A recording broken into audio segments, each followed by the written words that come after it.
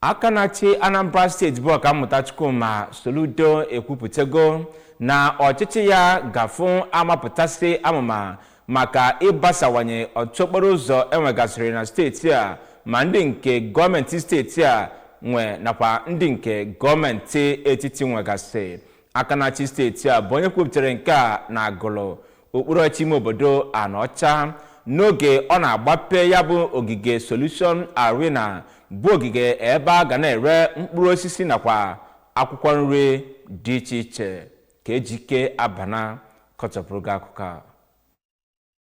Nke a ga-enye ụmụ nwaanyị ga-anọ ebe ahụ n'efu dịka gọvanọ si wee kwuo. Amụma gọọmenti ya nwere maka Anambra bụ nke ga-abara ọgbọ na-abịa abịa uru nke ukwuu, ọkachasị ihe ruru afọ 50 na-abịa abịa, ma kwuo na gọọmenti ya gwọtara ọgọdọ n'ukwu iji wee weta mmepe tọrọ atọ n'obodo Agụlụ nakwa Anọcha.